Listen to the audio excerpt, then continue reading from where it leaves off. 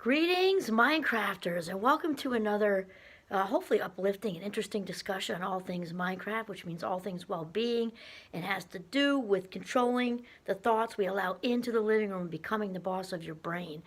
So my name is Kimberly Quinn, and it is my honor and privilege here on this, again, we had -10 this morning, but I think it's going to be a heat wave in the afternoon. I think it's going to get above zero, so yeah. Little G and I will be out in the woods, hopefully, for the next video. Anyway, today, what we're going to talk about is excuse me, I got a little itch. What is your number one job? I got to walk. I need to walk around, so you guys are going to see my house, because it's just so hard to say stationary. So anyway, what's your number one job? Okay? You probably all think kinds of different things are going through your head. That's the happy birthday sign. My husband and daughter have birthdays on the 3rd and 5th, so we had a little party the other day. So, okay, what is your number one job? What is your number one job? Your number one job is to live the highest version of yourself. Sorry about the itch. Your highest version of yourself. And you might say, oh, well, it's my number one job to be a good mother, my number one job to be a good father, my number one job to provide, to be the best whatever, the best at work, the best. Okay, here's the thing, and I will share with you, as most of you know my backstory now. It has been my number one mission in life on this earth to be the best mother I could possibly be to our 5 fabulous young adults who we call the Fab Five, okay? And we've also got a couple of extra ones by love, Anna and Peter. And it was just my mission all the way along. And it's not only because I'm a loving, kind person, also because of, you know, the backstory. I was very deeply moved to be the mother I didn't have, and to just watch them grow and just love them every minute, and just to be at all their stuff and bake brownies for sporting events and be listening and coaching and just all of it, and be that house where kids actually wanted to come, and for all 5 of them to have great birthday parties. Actually, with the other 2 too, so 7. To have great birthday parties, and all that happened, and it's been fantastic, and it's fantastic to watch them grow as young adults. And still, as far as being the highest version of yourself, that's like the umbrella. That's like the umbrella to the rest of it, because if you want to be the best mother or father you can be, you want to be the best CEO, you want to be the best artist you can be, you want to be the best whatever you can be, you can still be good. You can be at a high vibe. You're not going to be at your highest vibe unless you're living that top tier level of being yourself. And that has to do with, first of all, realizing that it's your responsibility. It is our own responsibility. We're the captains of our own ships, or the authors of our own scripts, or whatever you want to say. So waiting for somebody to come along and rescue or fix you, or waiting for that big break, or waiting for the ship to come in, as they say, it's just not how it flies. Not how it flies. So we have to realize that we got to get on it. We got to get on it. Because our life is whatever we create it to be by the choices we make. It's just plain true. And then the next one is attention. Attention and intention pretty much sum up life, honestly.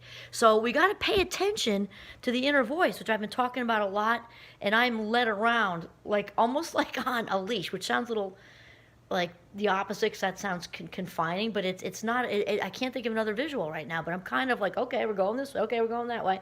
Listening to that inner voice is really what sort of, and kind of, obey is not a word I really like either, but it is. It's kind of like obeying, these inner voices that are trying to talk to you and direct you from the universe, God, source, creator of all things, whatever you want to say. And then, okay, hear the voice and then pay attention. And that's also true, cognitively speaking, with anything. And I was having this chat with my cog psychers right now at Champlain, because we were doing attention this week.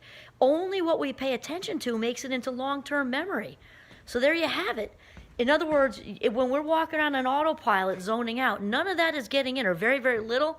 And what's getting in is distorted. So which is why we practice mindfulness at the beginning of each and every class I teach, so we can clear the working memory, so whatever we're paying attention to, fully attenuating to, gets in, and then this expensive education they're paying for is worth it, because they've got the info that they were hopefully present for. So that's also true just out in the world. What we pay attention is the only thing that's going to stick.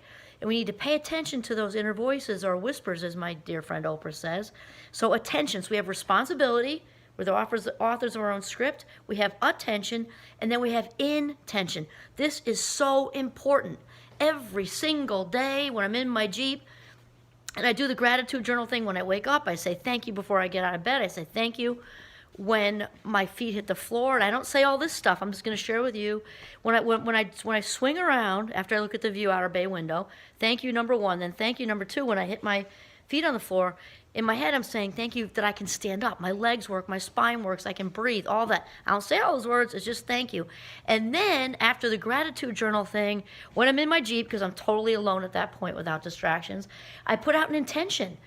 And I think I mentioned, well, if you watched yesterday's, I had a couple of prickly pears, and they surfaced. They surfaced to teach us lessons. They're teachers. They were annoying teachers, but they were teachers. And I set an intention of, today I will go forward with authentic courage and confidence. I will go forward with authentic courage and confidence. And this wasn't anything gigantic. It was just throwing a little wrench in my, focus. So I said, no way. I'm not going to spend my life minutes in this way. And so I put that intention out there, and lo and behold, it all just dissipated, gone, literally gone, just evaporated. Okay, so responsibility, authors of our script, attention, intention is huge. And then we have the letting go part. We've talked about that. And I feel like I want to sing the Frozen theme song, okay? But we're not going to get totally dive into the forgiveness thing because we've already done that. We'll say it does. Actually, we're doing this week in Cog Psych too. Not about the forgiveness thing, but I drew a circle. Just pretend a circle, okay? And I asked them what percentage of our attention an investment can we put into a task or person or whatever. I said, don't overthink. So within a few seconds, they said 100%. Right, it's 100%. So if I could draw little wedges in that pizza pie or whatever, think about the amount of little slivers that go to yesterday, last week, last month, 10 years ago, or next week, next month, 10 years from now, right? And so we need to let go of all that stuff. Let go of it. And I know Wayne Dyer says about, think about it, no one dies from a snake bite, right? The snake's already bitten you. So all the stuff that's happened to you and everything that everybody did, it's not the bite that hurt you. That already happened. It's the venom that rolls through your body. Or with our analogy, the spirit, venom.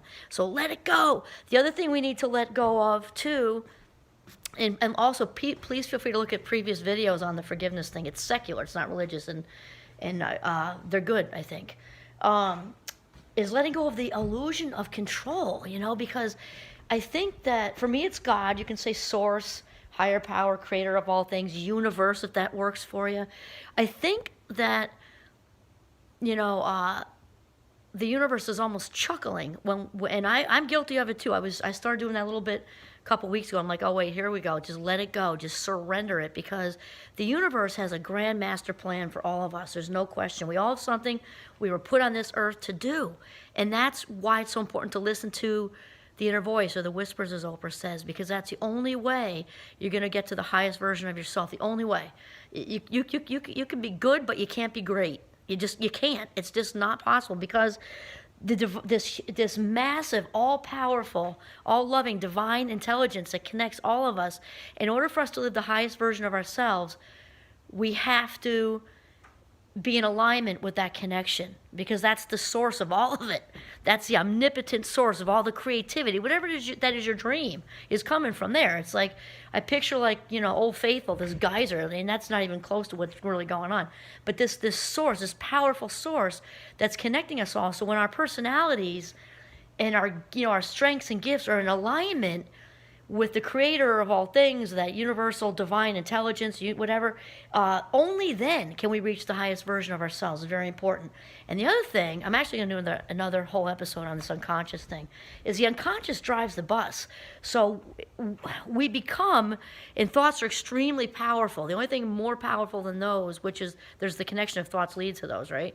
Can lead to those, is our belief system on the inside, and that's in the unconscious. So the only way to get a grip on that is to bring it to the consciousness, because what we believe is what's going to happen. So if underneath you have all kinds of beliefs about not being enough, not being smart enough, wealthy enough, capable enough, athletic enough, artistic enough, productive enough, whatever enough, if you believe that on the inside, you're going to keep doing that on the outside. And it's going to be, that's like the biggest block to becoming successful is not believing in yourself. The self-doubt thing is the number one success killer. And so the only way to do that is to bring all that stuff to consciousness, because that which we resist will persist. Got to bring it up, kind of wrap around it with compassion, and then we're already at 10 minutes. So we're gonna do another one on this, and then start to visualize your new belief system and your new story, because you need a reboot, definitely a reboot. Okay, so to recap, we got responsibility, author of our own script, attention, only what we pay attention to sticks in long-term memory, and also in life, you got to pay attention to those inner voices or whispers, as Oprah says. Intention, set an intention verbally out loud every single day, because that will dictate your day, which in the end, since the days all string together, dictates your life. And then let go of not only the past, but also of the need to control the plan. Doesn't mean don't let your imagination go for what, because that's how the whispers talk to you, okay? But to try to have it etched in stone, I have to go to this graduate school, and no, just throw it out there. You want to go to graduate school, and then do the legwork to look around or whatever, and then let it land there, okay?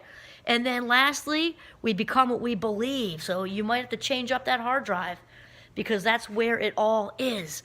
Okay, this is Kimberly Quinn signing off from a nice walk around my living room and kitchen.